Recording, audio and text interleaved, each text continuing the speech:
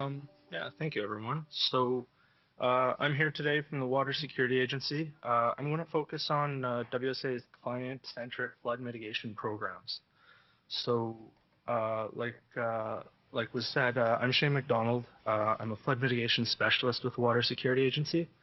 I work in the economic development branch. Pardon me, my main focus for the Water Security Agency is on delivering projects for the flood mapping program.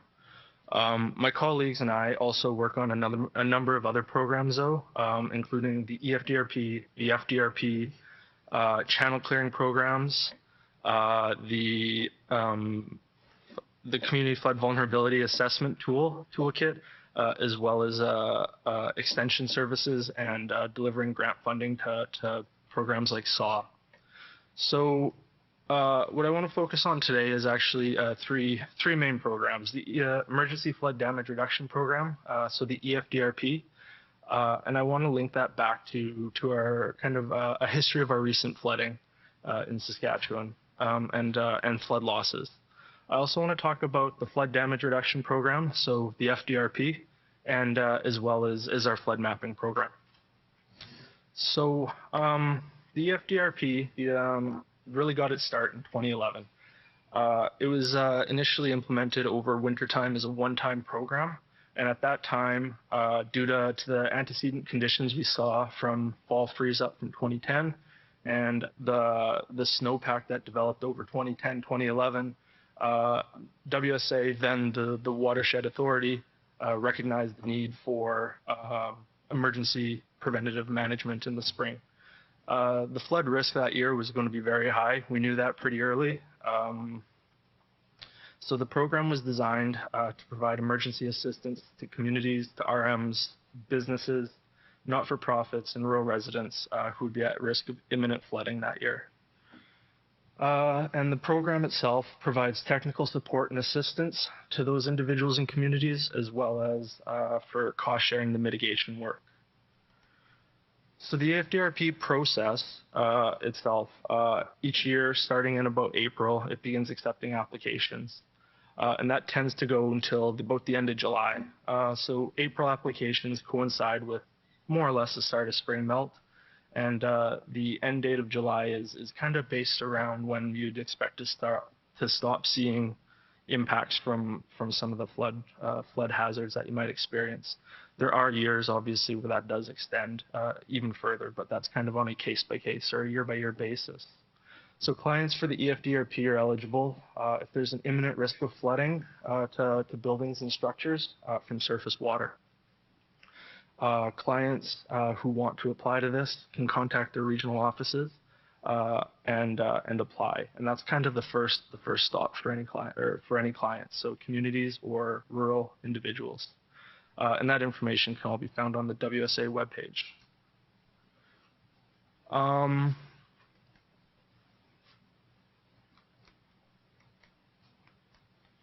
There we go. So the EFDRP guidelines, this is the current cost share formula as it is today. That has changed over the years, but individuals, small businesses, not-for-profits, RMs, and small communities can cost share or can get 100% of the cost covered for engineering and technical services and advice by WSA, and 50% cost share of construction of emergency permanent works, as well as of temporary works. If you're a larger city or a large business, that cost share formula is a little bit different. It's 50% for technical services and engineering support, and 25% for both permanent and temporary mitigation options. Private water wells are also covered under the program at a cost of 100% to test those.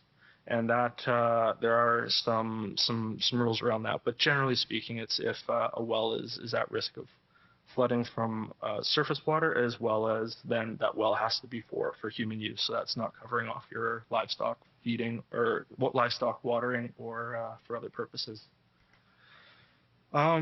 Permanent measures covered under the program. So when I talk about those, what we're really meaning is construction of dikes or berms, installing culverts, gates, and the construction of permanent diversion works or channel improvements. So ditching or cleaning up those ditches.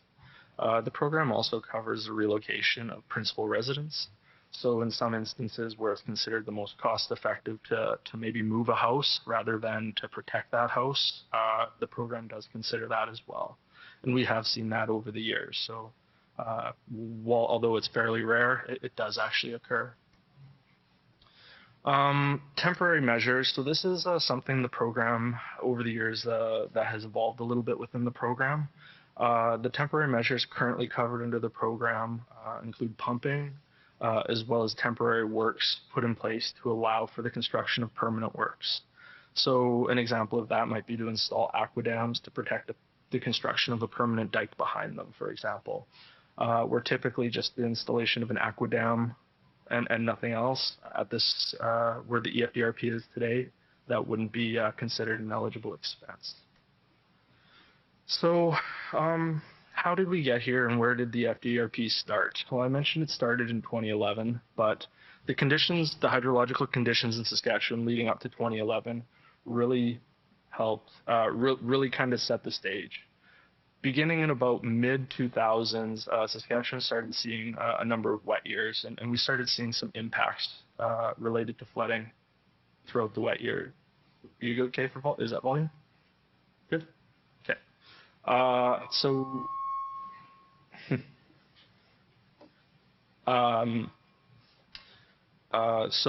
the number of consecutive wet years that we started seeing throughout Saskatchewan really turned into a wet cycle. And this, one of the main factors that we started to see at this time was the landscape storage start to decline. So we started to see our wetlands fill up, and there wasn't a lot of storage left for particularly spring runoff. If we fast forward to 2010, this is a bit of a milestone year for us. There were a few different events and circumstances in 2010 that led this to be a pretty significant year. First of all, we had a relatively high runoff that spring, although not of note compared to years that would follow. We also saw above a normal precipitation throughout the province. So the map on the bottom right is a map of the growing season, or percentage of normal precipitation throughout the growing season. And hopefully it shows up, but most of the province is above 150%, and large parts of the province are above 200% or even well north of that.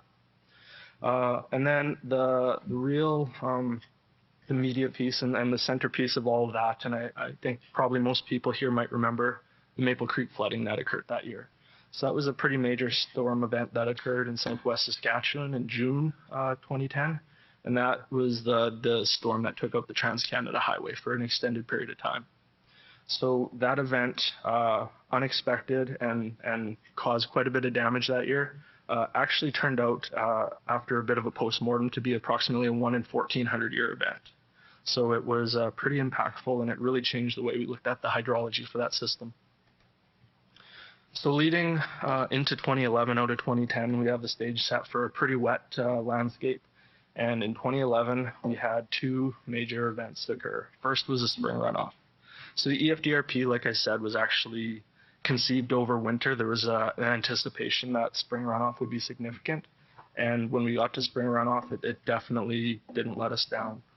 We saw widespread flooding. Maybe some of you recognize some of the photos up there. They're throughout the province, left and Weyburn in the far right. So we had a pretty substantial impact from the spring runoff events. Following that, actually over the Souris River Basin in June, we had a major rainstorm event that deposited over 100 mils of rain over a fairly extensive area, and that actually caused the Souris to repeat. And so you can see the top right photo is actually Weyburn in the middle of June. And the bottom right photo is actually Roche-Percier. So both on the Souris, both experienced pretty devastating flooding impacts that year. So the EFDRP in its inaugural year was ready. We saw over 1,200 applications come in. Geographically, throughout the whole province, there were impacts reported everywhere. But you can really see the clustering, especially on the east side. So that's where we saw the real bad impacts of flooding that year. The FDRP, like I had mentioned, was considered as a one-time program, but as we transition into 2012, it was quickly announced that this was going to be a returning program. After a fairly moderate or below average even runoff in 2012, we actually saw a fairly big rainstorm event that happened at the end of May. And this caused over 30 communities, I think there were 35, to declare either states of emergencies or to request assistance from the province for help. So in 2012, we saw quite a few less applications, but there were 269 applications throughout the province, again, kind of more trending towards the east side, but again, really throughout. A lot of these applications were either continuations of work from 2011, so that was ongoing work, constructing berms or building culverts or diking or ditching like that. There was also some moderate impacts from spring runoff that year, but not very widespread. And then that May rainfall event really exacerbated the flooding issues that were experienced. So at that time, we saw our landscape storage again continue to deplete as we saw wetlands fill and terminal basins like closed basins, for example, the Quill Lakes or Little Manitou Lake started rising again. 2013, again, another back-to-back flood year in Saskatchewan. So we saw widespread flood potential identified early on that spring. And that was really throughout the whole province, but with two sort of major epicenters you can see in the red on the map. And what really exacerbated that, for those who may or may not remember, was actually a really cold spring. Going into the end of April, as that graph shows there on the bottom right, we didn't see a lot of really even above zero temperatures until the end of April. And then all of a sudden, like a switch, we barely saw a low temperature that dipped below zero. So we actually ended up with a really flashy type of a flood scenario when we already had quite a bit of snow on the landscape. So that caused a number of impacts throughout the province. Again, over 700 EFDRP applications, communities and rural residents alike. Many closed basins rose to new historic highs. So this was, again, another pretty substantial year for communities like Manitou Beach on Little Manitou Lake or Meeting Lake, for example.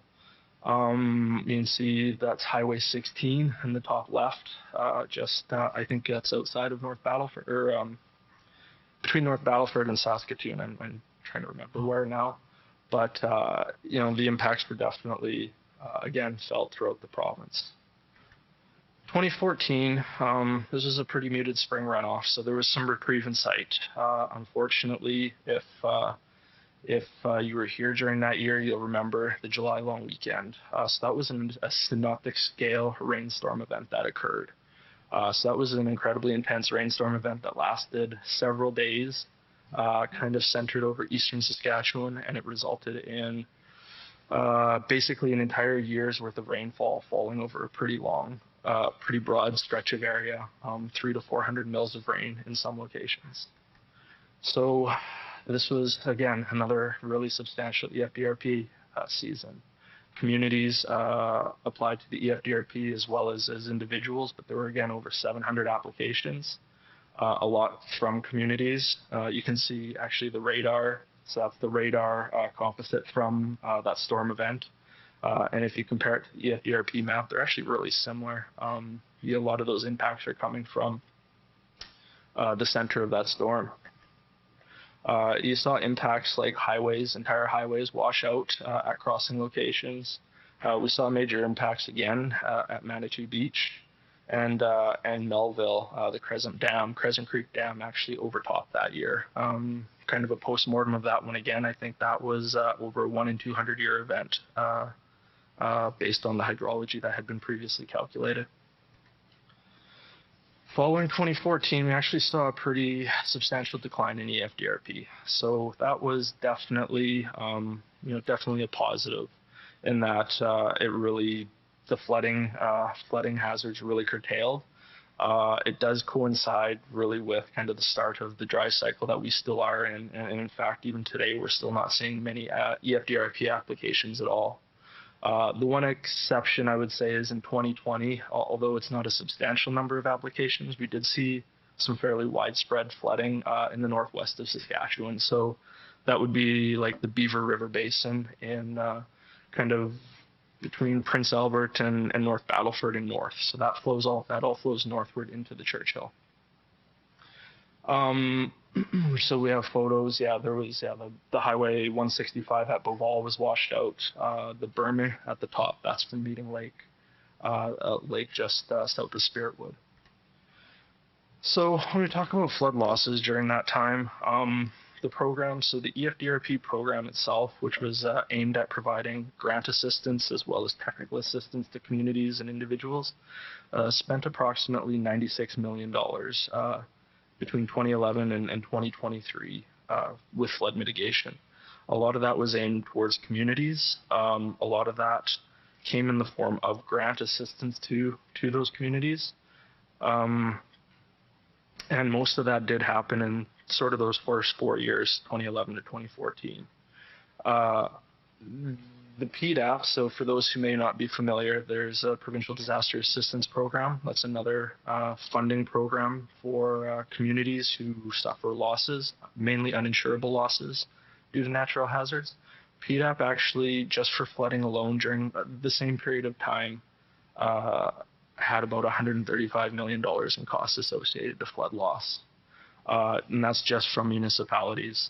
And if you actually take into account rain impacts from heavy rain events, which aren't considered in that figure, that number actually goes up to over 200 million. So after the 2011 event, WSA commissioned a report to look into the effectiveness of the EFDRP program.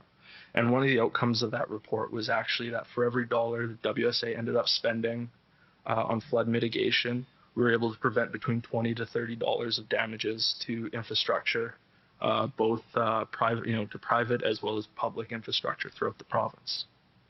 So all in all, it was really a well conceived program and did save ultimately the province and communities a substantial amount in flood loss. So switching gears a little bit to the flood damage reduction program. This was created in 2018. The FDRP, the Flood Damage Reduction Program, is a transition from the EFDRP. So since we started seeing a decline in those applications to the emergency portion of the program, we began to focus more on the long-term mitigation part of that program and what that would look like. So we started transitioning the EFDRP into the FDRP. And really that's done by providing unspent funds from the EFDRP and putting those towards mitigation efforts for communities. So the FDRP provides funding for implementing proactive flood damage prevention or reduction measures for urban municipalities, as well as hamlets or unincorporated areas within rural municipalities that face a risk of suffering recurrent flood damage in the future. So for this program, it's really aimed at communities and not individuals this time.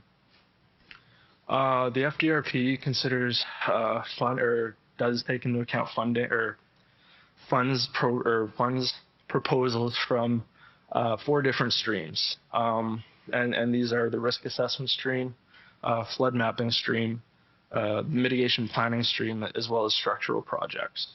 So we've over the years now we've seen projects come in under all these streams from communities right across the province, and I think it's been fairly quite successful.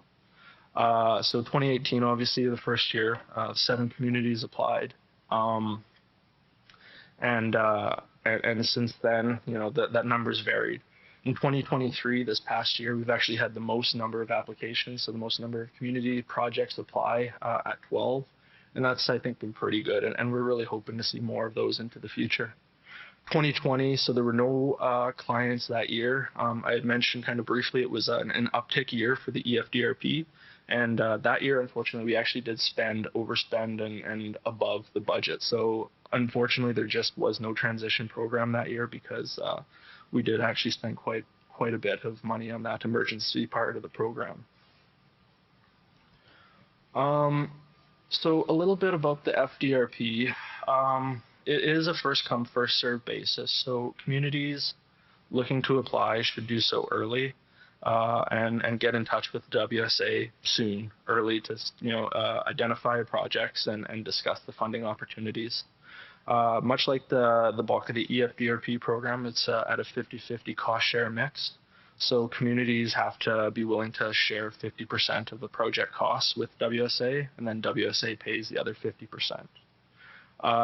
Funding, ultimately, if we have to take a look at the project itself with the community, we'll look at the most cost-effective measures to address the flooding. So we want to make sure that the cost of flood prevention is in line with the cost of what's being protected behind it. So we do definitely take a look at that with communities, but so far it's by and large been pretty positive.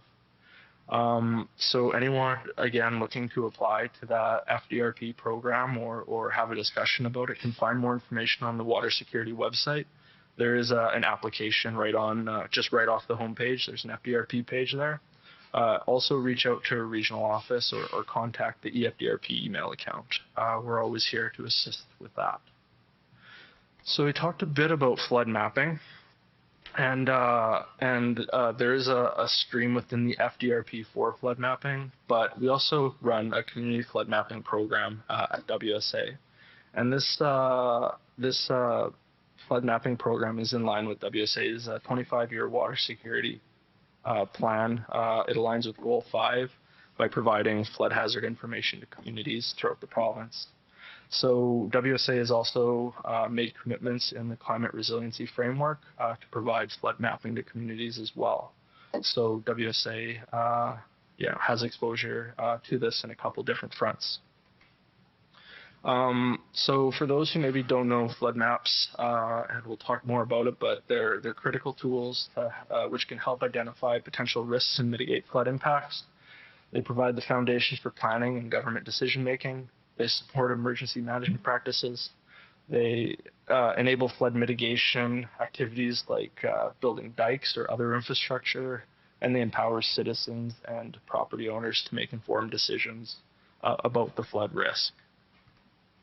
So in Saskatchewan, we actually have regulatory background for flood mapping. There is a Statements of Provincial Interest Regulations, 2012, and those were amended in 2020. But it's section 6.7 dealing with public safety that explicitly talks about the development within a floodplain. So we're talking about, it discusses in the red text, it might be a little too small there to read, but that development needs to be restricted within the floodway of the 1 in 500 year flood, and development should be limited and built to a certain standard if it's within the flood fringe of the 1 in 500 year flood. So the floodway and the flood fringe, those are two defined things in the SPIs. The floodway is basically that area of the regulatory flood where the water levels are either 1 meter in depth or greater, or the flow velocity of that water is 1 meter per second or greater. And then the flood fringe is really everything else that's within the inundation extent, so where depth or velocity are 1 meter or less. So in a historical context, WSA actually has been doing flood mapping going back into the 70s. So we've been at this one way or another for quite a long time. At that time, in 1977, we signed on to the federal or the Canadian Saskatchewan FDRP program, where the 500-year flood event was adopted as a standard at that time as well. That program went on from about 1977, the signing of the agreement, until the mid-90s, 96, I believe, the program terminated. And at that time, after that time, there really was no large-scale mapping in Saskatchewan done. So the work ongoing now at WSA kind of represents the next iteration of what this was. So like I had mentioned before, there's the flood hazard zone encompasses the floodway and the flood fringe. That map on the right actually shows that. So the red is the floodway. So that's the area where the depth or the velocity are going to be 1 1 meter or 1 meter per second or greater. And then the orange area is basically everything else. So for this flood map for Lumsden, you can see that the floodway is really confined to dikes, actually, in this instance. And the flood fringe is really everything beyond that. In 1977, in that program, we actually had 31 communities who initially signed on throughout the province. So from 1977 on to 1996, not all 31 communities actually did end up designating and advancing their flood mapping plans to full flood maps, which would have been designated into community plans or bylaws. Some communities actually ended up dropping out of the process, and some communities just didn't finish the process. So the list here, this is a snapshot in time, I believe from 1987, when an amendment to the agreement was actually signed. This kind of shows the state of the program, and you can see a number of communities, the indented and highlighted communities, had actually dropped off at this time. They had wished to withdraw from the program. So we're talking about flood mapping in its current form today. It's not different from the way it was done back, going back to the 70s, in the sense that a lot of the process is the same, but a lot of the technology has changed, and a lot of the way we go about collecting the data has changed. So going back into the 70s and 80s, we didn't have LiDAR, we didn't have 2D hydraulic models, we didn't have a lot of this other type of equipment to collect data like RTK GPS and things like that we do today. So the framework graph on the right is a federal flood mapping framework for developing flood maps. And on the left, it's a bit of a, we'll say, flow chart of kind of the process and all the inputs required. Each one of these can almost be seen as really its own work unit or work package within the flood mapping process. And ultimately, the goal all the way down is to develop those flood maps, but also to get it to communities. So, a published flood map that WSA produces and puts on the shelf isn't the end goal. The end goal is for that community awareness, for communities to adopt these flood maps into zoning and regulations, as well as communities to implement these for emergency management purposes and really to take it that next step forward into the mitigation planning process. So right now, WSA has quite a few communities that we're working in to develop flood maps. So this is sort of a snapshot in time of where we're at today. Currently, we have ongoing efforts in at least 25 communities. Arguably, there are more. When you look at like a community like Metanota, for example, that's one community on a lake. There are multiple communities on that lake, so it's really not representing everyone there. Cochin and other communities like that are also going to be part of this list. All these communities are within that flood mapping pipeline somewhere. So some of these communities were in the data collection phase, collecting LiDAR, doing bathymetric surveys like that. Other communities up here, we have final flood maps and we're well into the engagement phase with the communities. Others, we're finalizing flood maps now and continuing that ongoing engagement. In order to advance this body of work, we've been working with the federal government, so we have cost-sharing arrangements in place now, and currently we're working on amending and renewing a cost-sharing agreement this year that will extend until 2028 for flood mapping projects throughout Saskatchewan. So when we talk about some of these flood maps, I showed you some of the old flood maps, but what are we actually doing to create new flood maps? This is a draft flood map from our study in Saskatoon right now. So obviously it's the South Saskatchewan River that's shown. It's a pretty straight line. Seeing what those flood impacts are maybe isn't so obvious, especially at this scale. This is the 500-year inundation map, so this is just showing the extent of that flooding. It's not really showing you any other information, no depth, not where the floodway is like that, but this is just that inundation map. If we look at another community like Weyburn, this is a flood map that we've recently created for Weyburn. This map shows the flood hazard area, so the floodway and the flood fringe. And you can see it gets quite a bit more complicated. So defining this map actually there's a lot that really goes into defining this map. especially in this context, there's 3 tributaries and the Souris River that are encompassed in this map. So that's doing hydrology and hydraulics on all 3 of these, or all 4 of these rivers, the 3 tributaries plus the Souris. And you can see that, you know, just if you were to look at the Souris as a single line system, it wouldn't really encompass everything. When you actually consider those other tributaries, you actually see additional impacts that are out there. Getting these maps out into the world, some of communities have actually taken more of a proactive approach to this. So this obviously is Moose Jaw, if you didn't recognize it, but this is the Moose Jaw online mapping portal. So they've actually taken the flood hazard map and posted it on their own website, and it's a public information map for them. So that helps citizens, individuals, developers to actually understand and see what the flood risks are. In this case, this flood hazard map's actually from this is from the 1970s FDRP program. So this is actually an old map that has been digitized and posted online. Moose Jaw, in the specific case of Moose Jaw, we're actually in the final stages of updating Moose Jaw flood mapping. So we're hoping that Moose Jaw will be able to update this and they will have new mapping available for community in the fairly near term. WSA, maybe whether some folks know it or not, WSA recently launched a GeoHub portal. So this is a place where people can go out and get geospatial information. And on that GeoHub portal, we actually have a section for flood mapping. So in that page, a lot of, especially the old FDRP maps are available. So those would be PDF versions of those maps. And you can go there, you can get them, you can download them. There tend to be 2 series of those maps. The original FDRP map that would have been produced, and then a new updated version, the same flood lines with an image background. And that was work that was done about 10 years ago.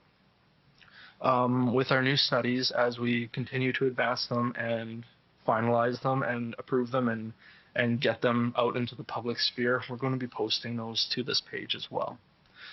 In conjunction to this, we're also hoping to have a flood mapping page on our website fairly soon, which is actually going to show the projects on a map and give a bit of a dashboard to show the status and where these projects are at. So that's something maybe within 2024 we hope to get live, and I think that'll be a great information tool as well. The other question we often get asked from communities and developers like that is what about the LiDAR? So I talked about LiDAR really briefly, and LiDAR is a pretty big input to our program. Our LiDAR, so when we collect LiDAR for our projects and other projects within WSA, we've actually been working with NRCan to get those posted publicly on an NRCan portal. So I'm not too sure how familiar anybody here is with that page, but it's a public page, it's a national page, and they have LiDAR data throughout the country, but especially within Saskatchewan. So we are continuously working with them to get that updated and provide more information. But that really, if you're interested in LiDAR data in Saskatchewan, that's a really great place to look for it. That's where, by and large, you're going to find it. And if you have any questions about that, you can always contact us. There are a few, especially at this point, very few data sets here that we actually don't have internally. So this is kind of become a one-stop shop for that data set. So with that, I thank you guys very much for letting me talk today. I have a couple different email addresses up here. The first one on the left for the flood mapping program. So if there's anything specific to the flood mapping program you'd like flood mapping staff to be aware of, you can obviously send that message, that account a message, and someone would be available to respond. We also have the EFDRP account. Again, same thing. If anyone has EFDRP or FDRP questions, we're happy to talk to them about there. But my personal email as well is up there, as well as my phone number. So if anybody does want to discuss any of these programs or any projects within these programs, it's something we're definitely open to talking about.